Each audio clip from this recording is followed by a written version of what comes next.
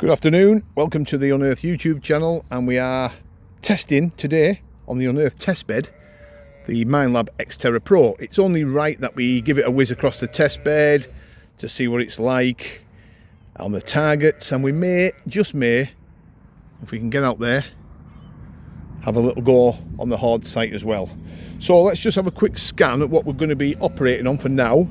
We've got it in discrim mode, 15 kilohertz, field 1, 25 volume, no threshold, 2-tone, -16 on the accept and reject, 2 recovery speed, which is the equivalent to 4 on the Equinox 800, for example. And what we may do, we may drop off 15 kilohertz and get into 10. Now, I'm not going to wander around on the testbed aimlessly until we find a target. What I'll do is I've got Roman coins, we've got milled silver, we've got a bit of a gold ring, we've got a hammered half cut that's buried on edge, which really does give a bit of a iffy signal for some detectors. And we've also got some deep artifacts, some really shallow coins for the beginners machines to pick up. So there's things buried on here at all levels. So what we'll do, we'll have a little scan first. We'll see if we can pick up, we'll get into the Georgian period, and then we'll drop off into the Roman period and see if we can pick up that hammered coin. But let's just have a go. I'm a bit annoyed with myself because,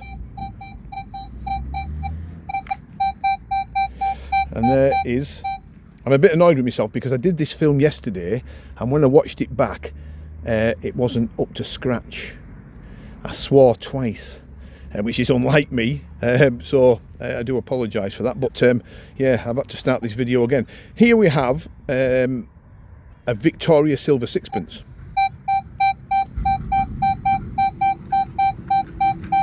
As you can see, not a problem. We'll give it the 360.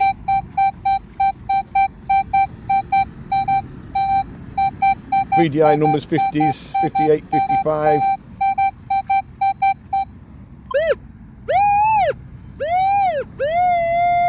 Pinpoint is pretty accurate. Let's see what it's like on 5 kilohertz. Now the VDI numbers have jumped, so we're on 5 kilohertz. We've come away from 15 onto 5. The VDI numbers have changed higher, and we click out into 10. VDI numbers have dropped to the similar level as the 15, which is interesting. So that's never going to cause this detector a problem. That's picked it up easy, but not all the targets on this testbed are easy, folks. We're operating the sensitivity 22, just backed it off from 25 because we are over some overhead power lines there, as you can see. It's very stable actually. Some detectors kick off actually on that. If I walk round this way gently, there is a Roman coin down here buried about 6 inch.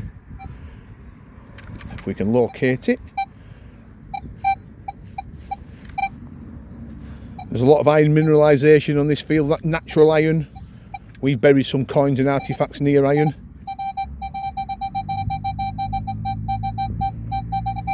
High numbers, big Roman coin, only shallow. It's never going to be a problem for this machine. But there is another deeper coin buried around here. If we can locate it, let's just see if we can hit that.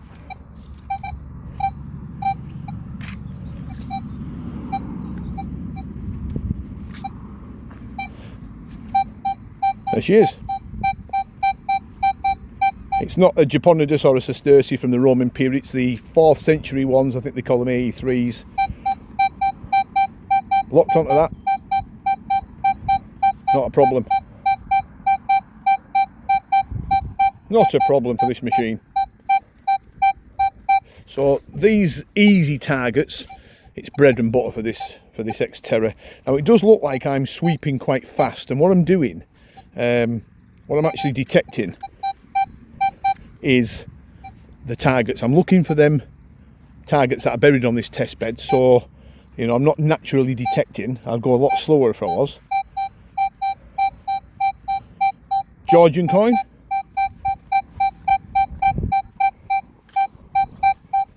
Not a problem for that. 80s, 70s, 80s.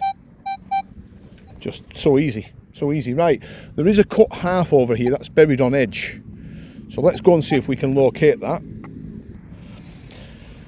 So here we are, we've located the cut half. Now we've buried this on purpose, on not flat. It's down about 4 inches and it's on edge. And it gives a really strange signal. Audio's fine, I should say. Signal-wise is fine audio. But the numbers on the screen, the VDI numbers, are all over the place. 15, 11, 15, 10. So that's a cut half, a medieval silver cut half. Audio-wise, you just dig it all day. VDI numbers, surprisingly low. Now if we come out of 15, drop it in a 5. Numbers all over, look at that. 10.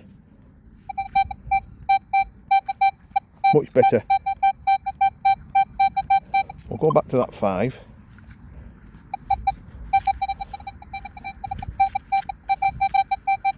Five kilohertz doesn't like it. And 5 kilohertz, look at this, folks. We're getting a lot of interference. So I'm going to do a noise cancel. Chose channel 8, still kicking off a bit.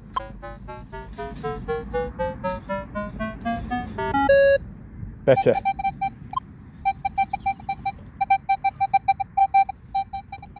Come out of that 5 kilohertz into 10. Much better, so quite noisy in 5 kilohertz. I will never use this machine in 5 kilohertz, folks. I do apologise, Minelab, but I don't rate 5 kilohertz.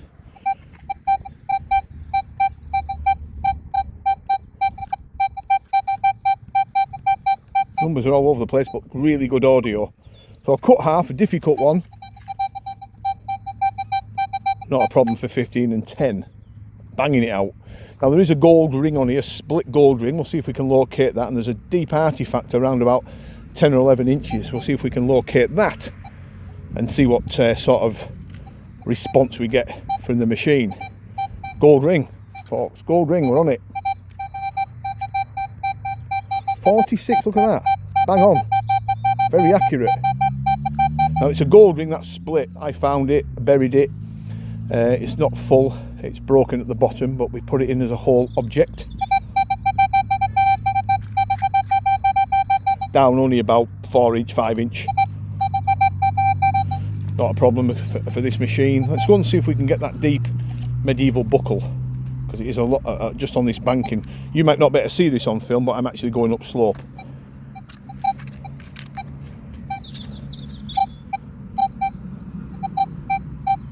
There she is. Scratchy.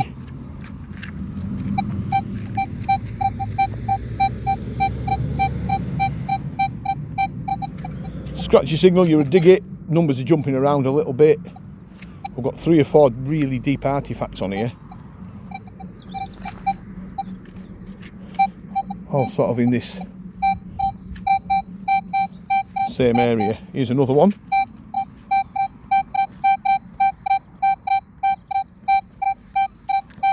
Not a problem.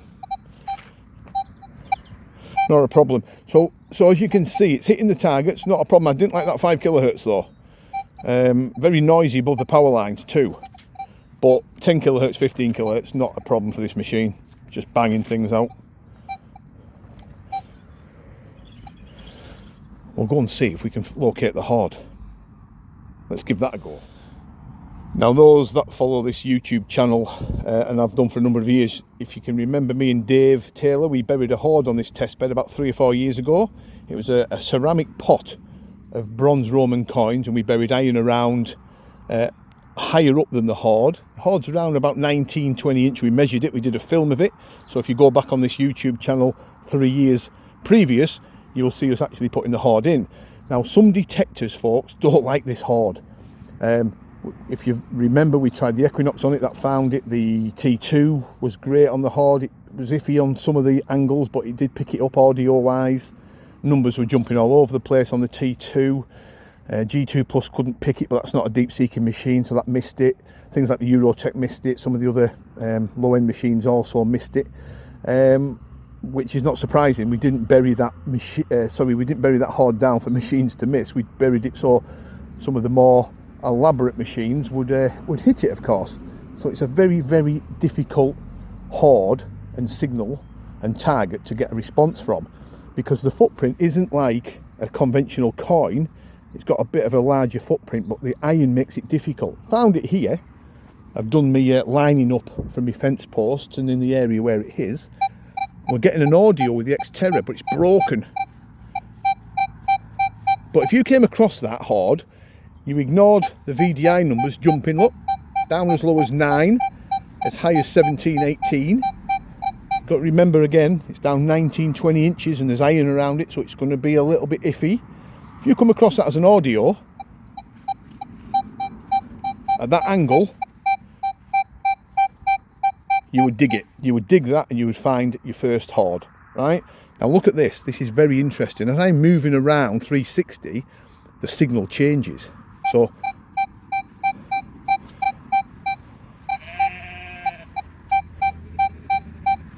numbers are still as high as 21, but look at that.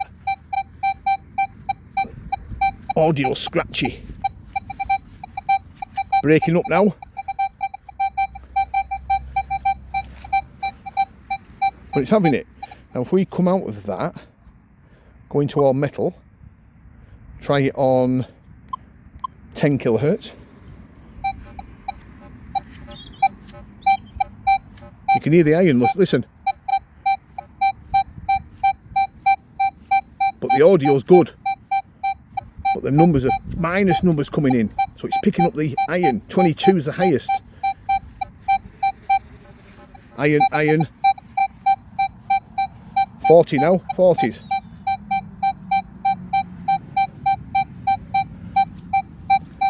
Better response on 10 kilohertz. So 10 kilohertz is actually, it seems on the face of it, a deeper seeking kilohertz setting than the 15. That's a better audio signal and a higher VDI number on the 10 kilohertz on the Hoard. Now if we come out of that and we go to my dreaded 5,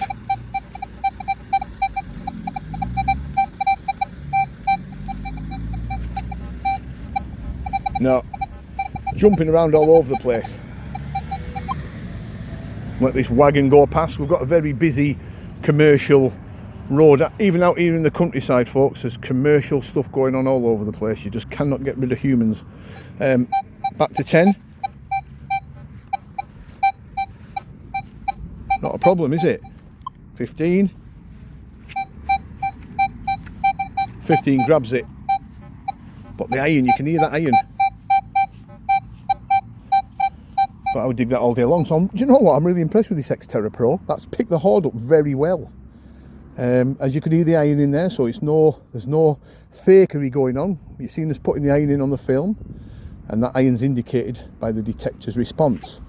So we'll come out of all metal, back into discrim mode, 15 kilohertz, field 1. Copper coin this time. Not a problem. Not a problem. This machine is it's going to be a big hit for people that want an intro priced detector but high performance. And you can mess about with it, you can ground balance it, you can use it in all metal, you can use it in beach mode. Of course I'm stuck in field 1 at the moment, but you can use it on part 1 or part 2, you can use it on field 1 or 2. I mean, it'd be interesting to come back on this test bed and try some of the different modes.